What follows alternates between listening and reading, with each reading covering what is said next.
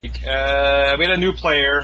One of our regular players brought him, and we got there. We found out he only played Nolan Mahone.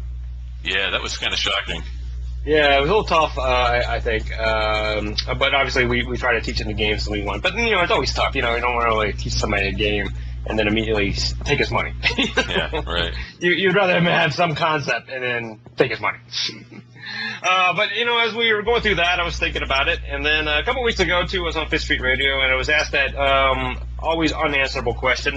How do you decide who the best poker player in the world is? And so I kind of put these two thoughts together this week, and thought it might be an interesting show for us to rank the 8 games in the 8-game mixed rotation in regards to which are the most important to master to be considered a great poker player. That's a pretty good idea. Yeah, we talked about maybe doing a top 10 list, right? But then, this 8-game mix has kind of taken off, and so that's a good starting point. Gives us a little form for the discussion, right? And then I think at the end of our little list, we can add in a couple, round it out to a true top 10 with some games that aren't in there. But as I was putting this together, it turned out to be a lot more difficult than I thought it was going to be. I don't know about you. No, I have to agree. It's weird. When I started, I'm like, well, clearly this will be number one, and clearly this will be number. And I'm like, wait a minute.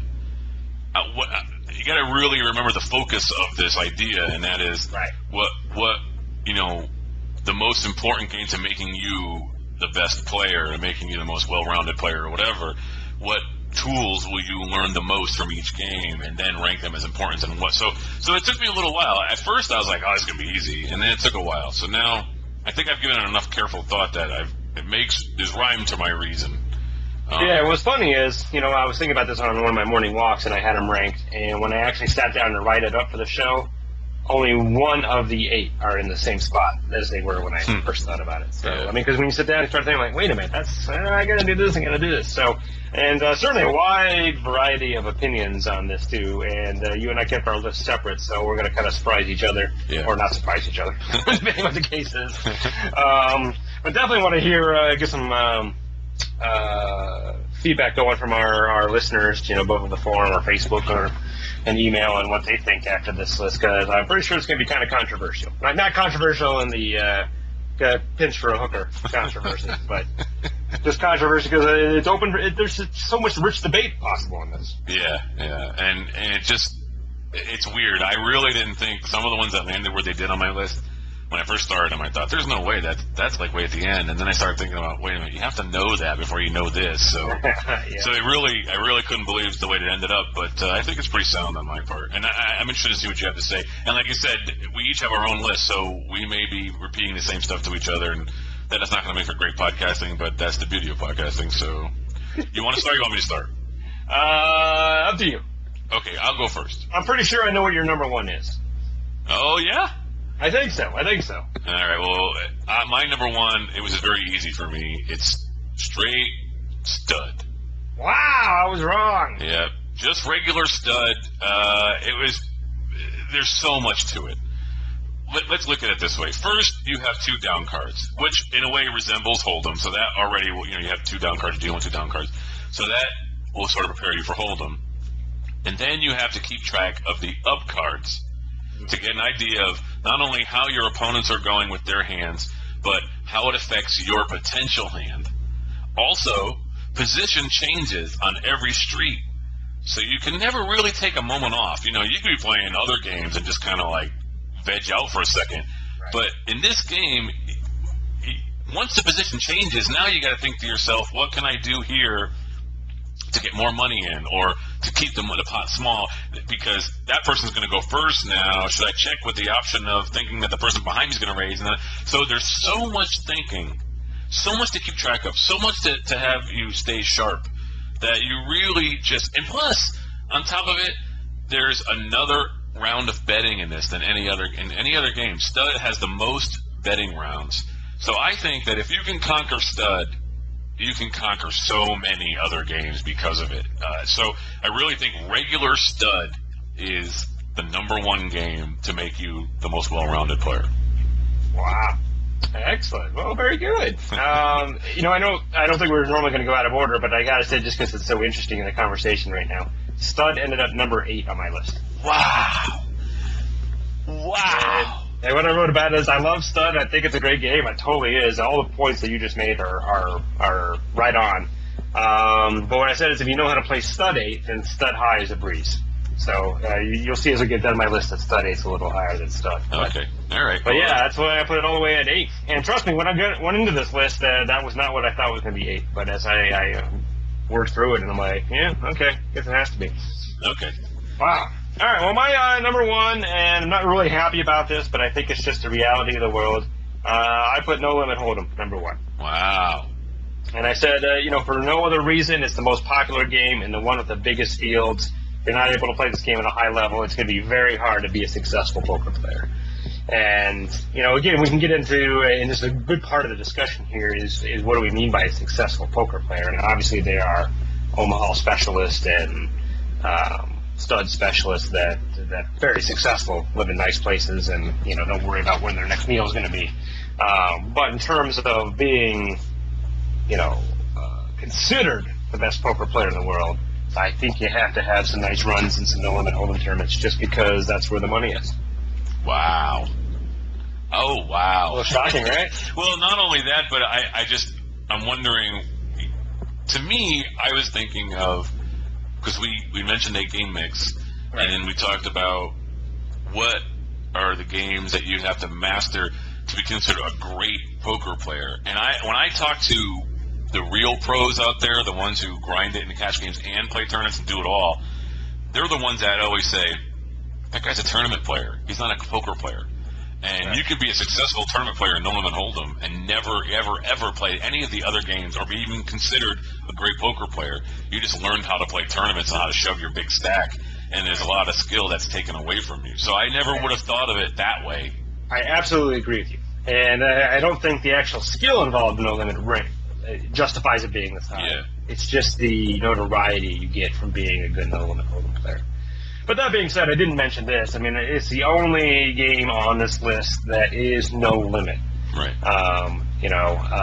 And I think there's something about that. Again, I mean, there's a reason that I think I'm a pretty good limit player and a pretty crappy no limit player, and I just haven't adjusted to what you need to do to be a no limit player. It's a totally different skill set, and I just haven't mastered it yet. And the people that have, I have a lot of respect for because I can't figure it out. Okay, well, number 2 on my list is No Limit Hold'em. But this is why. It's such a simple game, but the unlimited betting and the heart metal that you have to have are really second to none. And to me, what this game teaches me to make me a great player, and I'm not a great player, but what it could teach a person to make me a great player, is, one, it forces you to really learn hand ranges, unlike any other game. Right. And to me, it's the only game that gets your heart racing. Maybe PLO gets my heart racing, but the other games, none of them get my heart racing, ever. That's true. Ever. No matter what the stakes are, I'm still only one more bet, and whatever, I might get ticked off and might fall asleep or whatever, but my heart's never going, and my carotid arteries, pumping away. None of that stuff's going. So it teaches you to deal with stress. It teaches you to deal with big swings and situations. And of course the hand ranges. There are hand ranges in the stud games and stuff, and even the Omaha and stuff, but really, at that point, those games play out. Whereas in this, it's like, all right, I can lose my whole stack. I got to narrow down what this guy is playing right now. He has to have this, or this, and I can only beat this. I'm out.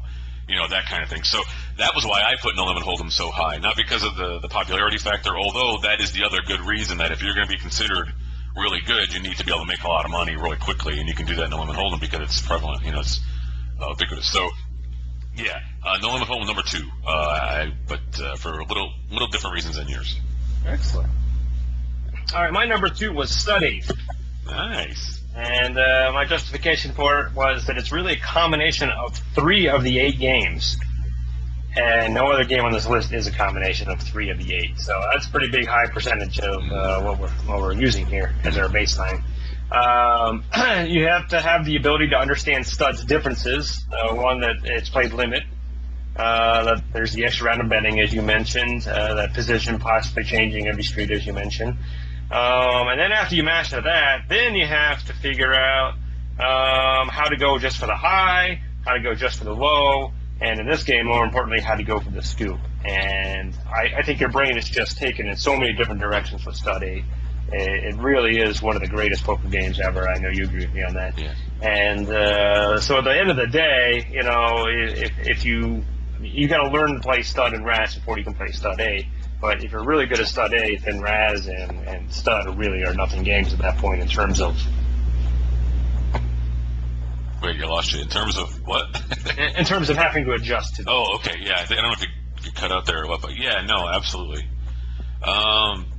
Okay, number 3 for me. This is the shocker. Limit Hold'em. Wow, it is pretty shocking. Yeah. Now here's why to me.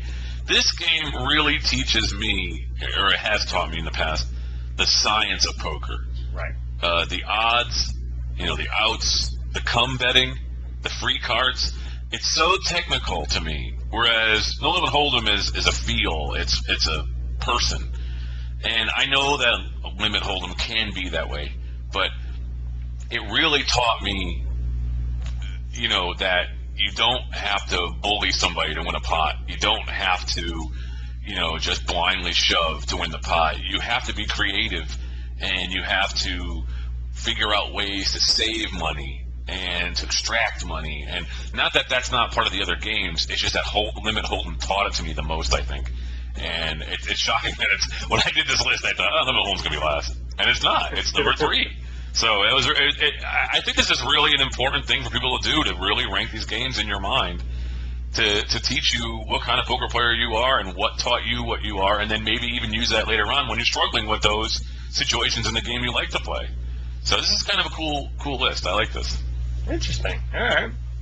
Number 3 on my list is Pot Limit Omaha. Yeah. And, of course, it's a very popular game as well, too. Probably second to No Limit Hold'em on this. It's the only one on this list that uses the pot limit betting structure, which I think is arguably the hardest structure to master. I mean, no limit, you can go all in.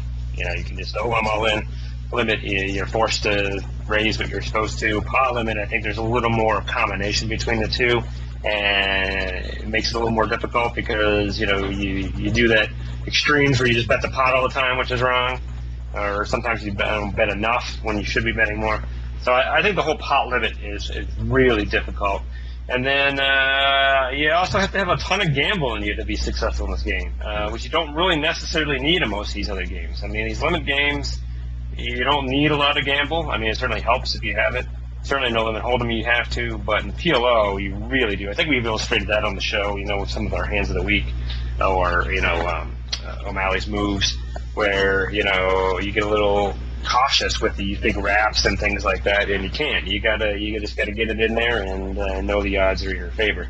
So if you can master that gamble part, which you don't really need to do anything else, I think you're gonna be a really good player.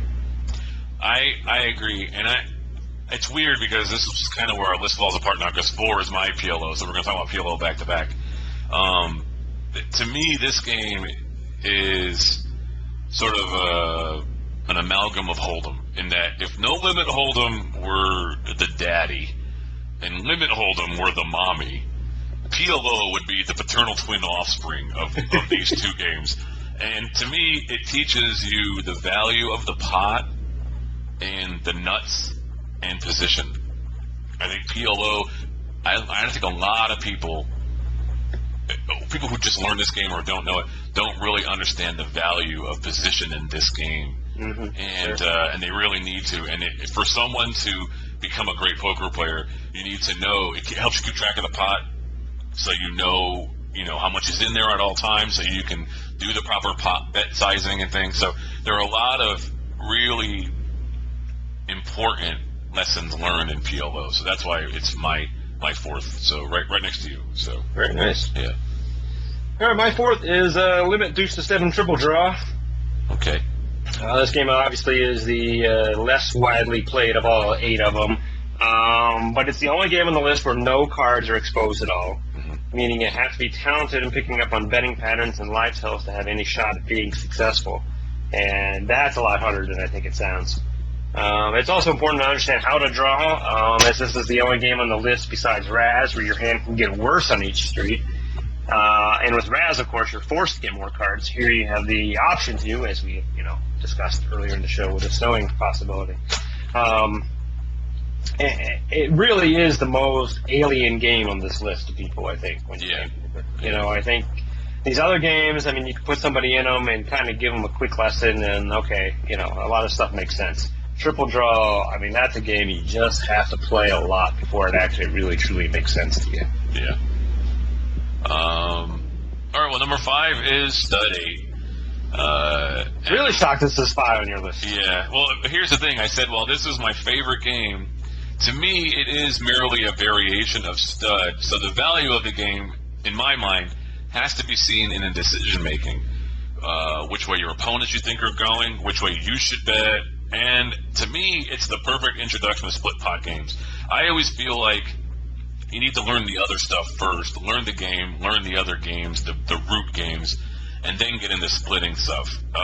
To me, I understand what you said earlier about Stud 8, and that you have to, if you learn that, you're good at Stud. But I feel like Stud 8 offers you an easy way out, and that's true. Stud doesn't.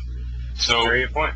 So that's why I lowered it. It was going to be my number 1. As soon as you said, I'm thinking about a top 10 of ranking this up, and I'm like, Stud 8. But it's just my favorite game, and I had to think about it objectively, and I really thought to myself, if I know Stud, I can learn Stud 8 easily.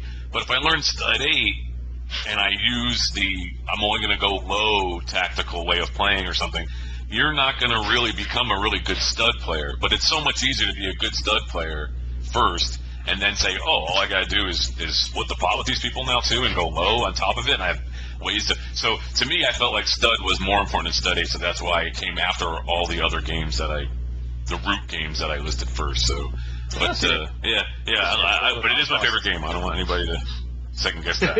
It's my favorite game. Well, yeah, this definitely is not a list of our favorite in order. Right. Certainly, it would be vastly different if we did it that way. Absolutely. All right, my 5th was Limit Omaha 8. Okay. And this is kind of where the list kind of fell apart for me, because this game is here really, in my opinion, because I think it's more textured than the remaining 3 on the list. So it's the best of what's left, I guess. Okay. Because if you've mastered PLO, you have a good handle on Limit Omaha. Obviously, it's a different structure, but you understand the hands. And if you've mastered Stud 8, then you have a good handle on split pot games. So, again, if you're going down this list and, you master the first one and then move on to the second one, really at this point, the rest of these games on this list are just variations. So, like I said, this one here just because it's a little more complicated to learn than the other 3. But once you've mastered the other ones that I've had at the top of my list, then the rest of them are pretty easy, I think. Yeah. Or easier. That's the same kind of problem I think you're going to run into, because the same with me. So that's why number 6 is my Triple Draw, because it was the last game that wasn't a variation of the other ones that I had.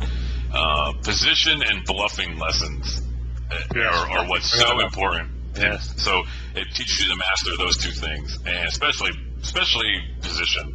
And bluffing too. I mean, if you play it in a no limit version, where it's single draw, the same game, whatever, then it really comes out. But in a triple draw, which is what we're supposed to be ranking these, so I just feel like position is like the most important in this game than all other games. Maybe no limit hold'em, but it's really important. So, and plus, it's more of the low ball mindset too. You go from in my list, I went from Stud 8 where I learned low ball to now triple draw, a different low ball type of game. So that was sort of the natural progression for me. Very good, very good. And what's interesting about this? I would never advocate taking let's say we have somebody that's never played poker in the world in their life. I would never advocate starting with no limit draw, deuce to 7 draw, as a game. But if you think about it, if you could take that person, teach them that game, and they become really good at it, they would be a phenomenal no limit hold'em player, I think. Yeah, because of the bluffing. And it really is just a game of wills. Can you tell the story, and can you stand your ground? Yeah. And those are 2 things that are vital in no limit hold'em. And you have to do them. You don't have to do them in no limit hold'em. You can be a decent no limit hold'em player without doing that. But in no limit deuce to 7, you have to, or you're going to be just totally waxed. Yeah. And of course, the limit game's a completely different game. But But yeah, you're right. I mean, that whole having nerves of steel is important. Yeah. All right, 6. This is one of them that I had as 8 for a while, and then it just kind of crept up. Raz. And, I know it's the national game of the Andean Nation, but let's be honest. There's far less skill in this game than the rest on this list. If I had to take a no-limit hold'em specialist and I had just 5 minutes to teach he or she one of these other 7 games, this would be the one I'd pick. Okay. But I put it ahead of the other 2 because going for the worst hand really, honestly, is harder than it sounds. Yeah. It's kind of like a backhanded compliment to Raz here. On one hand, I'm saying there's really not a lot to it, and on the other side, but there is enough to it that you can't go in there without actually knowing what you're doing. Yeah. It's funny because, again, this happened. 7 is my Raz. And why I put it on this list is because if you're going to be a great player, you need to be able to deal with frustration. And that's what this game teaches you. Yeah, very good. How to deal with frustration. It's the only game where you can also positively know that you have the best hand on Fifth Street. You can't do that. It's very difficult to do that in stud. You'd have to have a monster hand like a royal or quads to absolutely know you have the best hand on Fifth Street and stud 8. But and even stud 8 you couldn't. So for me at Raz, somebody's got a 10 show and you have 5 cards 9 or lower. You're in the lead. You're winning at that point. You're winning. Statistically you may not be ahead, but actually you're ahead. And so it's a fun game that way. You can load them up and then just hope for the bricks. But really, it's the frustration part of it. That and Deuce 7 is frustration too. But if you're going to be a great poker player and you're going to be considered the greatest player in the world, you have to learn to deal with frustration professionally. And absolutely, and that's one of them. Couldn't agree more. All right, 7 on my list was Limit Hold'em, and of course, our listeners know I actually love Limit Hold'em. I definitely think it's vastly underappreciated by players. I think a lot of players that play Limit Hold'em right now would be far more successful playing Limit if they had it available to them and they were willing to do it rather than No Limit. But in terms of this list, you can gear down from No Limit Hold'em and still be decent in this game with no additional training. Yeah. So that's why it ended up being kind of pretty far down on my list. But when I started, I actually thought it was going to be 8. Then I thought more about the stud and flipped them. But wow. This is so shocking to me that Limit Hold'em is so far down on your list. It really is. And then the fact that stud is last. I just couldn't believe you put stud last. But it's because of the stud 8 thing, so that's understandable. And they're 2 really great games, I mean, really, in general, they really are amazing. I think you need to know how to play them. It's just, some of these other ones are asking you to learn more. So, All right. Well, as it can't be anyone's surprise, I figured, why not make number 8 Omaha 8? I personally think this is the devil's game, but I have to say something nice about it. So I'll say it teaches you about the nuts and the value of not being quartered, which really doesn't happen in any other game, to be honest. It's very difficult. Yeah, it's almost the reason to have it a little bit higher. Not that I'm trying to defend where I put it, but I forgot that part. But I mean, it's even in PLO, the nuts is on your mind. Yeah. But in Limit Omaha 8, the nuts has to be on your line. It has to be, or you're just going to get crushed. Yeah. And there really is no other game like that where you have to think about the nuts. I mean, maybe Deuce to 7, but even Deuce to 7, it's so hard to get a 7 perfect. Yeah, no. Even with 3 draws, so even at that point, you get excited with an 8 or, a 9 sometimes. The thing about Omaha 8 to me, as far as, like I said, I kept coming back to that whole great poker player thing. Right. For Omaha 8 to me, it kept coming back to how many people see ace, deuce, tray, just go with it, and don't even think about their hand ever again, and they don't learn anything from it. They're just like, oh, there's my low, I'm getting half the pot. And they don't even really consider poker or the thought process. It's just, ace, deuce in my hand, gonna play for a raise. Ace, deuce in my hand, gonna win half. Whatever. And it's like this easy way out. It's sort of this, there's no thinking involved for a lot of people who play this game. Not that that's the way you would play it if you're going to be a great player. I'm just saying, to me, I felt like I learned all my lessons already before I got to Omaha 8. All that did was teach me to look at ace deuce and say, okay, I can go with this hand, and then to play the other games in my mind. So Omaha 8 was definitely last on the 8-game mix list for me. And of course, I already mentioned stud was there and the reason why. But like we said at the top of the show, we wanted to make it a kind of a top 10. So kind of freestyling on the last two here with what games we would add to this list. Yeah. And I think the first one I put on here is Crazy Pineapple. Oh, jeez. Because that's what I have on my list, too. Oh, I figured, yeah. Yeah. I mean, really, when you come down to it, and we're probably going to say the same thing, it's really not a lot of difference between it and Limit Hold'em or No Limit Hold'em, depending which way you're playing it. But it does force you to make those tough decisions on the flop. Exactly. As we mentioned in, what was it, O'Malley's Move last week or Hand of the Week, one of those two. Sometimes you're in these really unwinnable, gut-wrenching decisions. And again, thinking about that kind of stuff ends up helping you in other games. And that's why I put it on the list. Yeah, no, I did have Crazy Pineapple, too, and it's exactly what I put for the tough decision-making. And that's sort of a tool that you'll carry through other games. But nowhere is it stronger than Crazy Pineapple, really, especially when you have something like, King, Ace, King, and the Ace and the King are suited, and then, comes all low cards, but two are hearts, and you got somebody shoving on you. Well, what do you do? Do you think your aces are good, or do you go for the nut flush, or your kings are good, or whatever? So there are some tough decisions to make, and you almost invariably always regret it, too. Yeah. What's great about that point that you're making too, and I don't think people realize this too. That's the hidden skill in this game that you don't necessarily get in these other games. I don't think, or certainly don't get as much as this. Is remembering that you're trying to win the pot, not get the best hand. Right. And in Pineapple, you were forced sometimes to break a better hand because it's going to give you a better shot of winning the pot. Right. And to some degree that happens in Omaha. You improve on the river and you really didn't want to improve because now you're probably vulnerable. But definitely in Pineapple, you have to make that choice. Again, in Omaha, it just happens to you. But Pineapple, understanding that, oh, hey, I've got a set right now. Well, the set might not hold up. I might need this flush to win. And being, confident in your decision making and your mathematical skills to make that choice. That's something a little bit different. It is a torturous game. Let's just put it that way. There will be times where you throw the card away, and that card comes on the turn and would have made you two pair, or would have made you your flush when you were thinking, I got a made hand and it's good enough, or whatever. And there will be times where you have the made hand and you throw the made hand away and to make the flush, and you'll make it, or straight, or whatever it is, and you'll get paid off. I always let the action dictate what I'm going to do.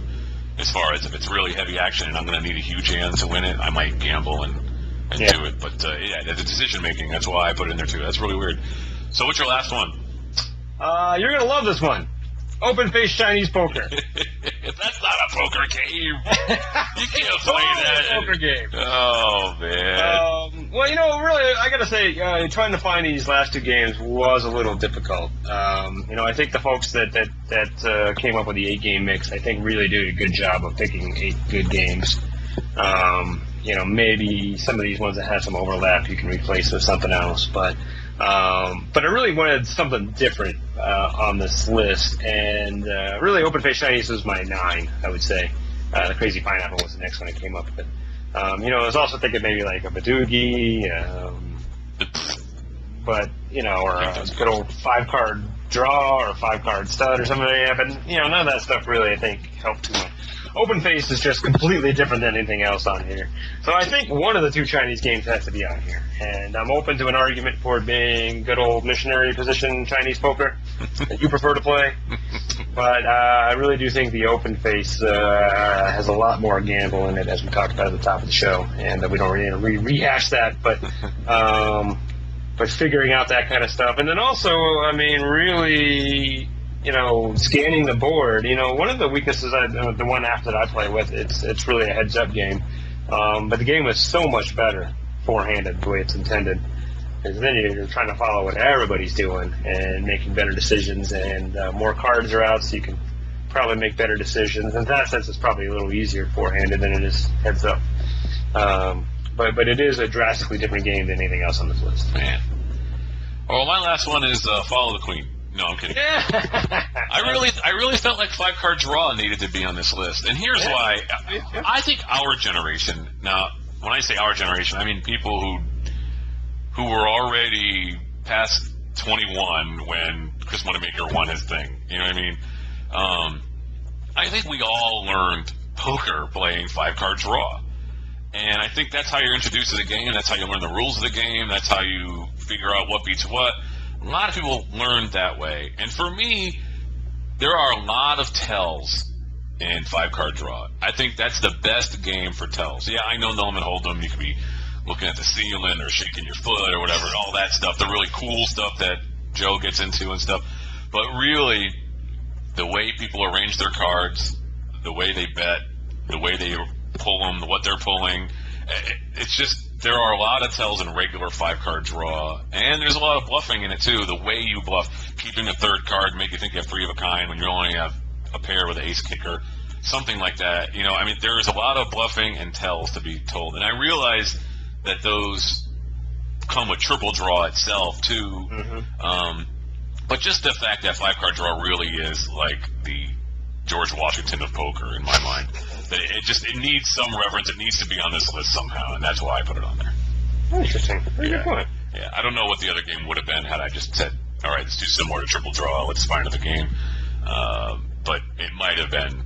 Yeah, that's what's tough, right? I Yeah. mean, really. I mean, you know, I'm like, hey, Chris, let's just add 2 more, and it wasn't that easy. Exactly. really do. Exactly. But Crazy I mean, if you Pineapple, can I master knew, his 8, you're going to be a great poker player if you can master the 8 that we already talked about. I knew you and I were going to have Crazy Pineapple as the 9th, though. I knew that was going to happen. Or, yeah, whatever. But it's pretty funny.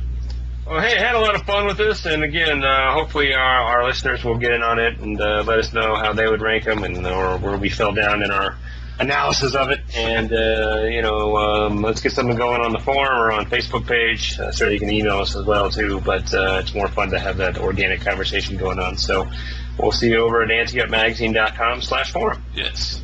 This is Daniel Negreanu of FullContactPoker.com.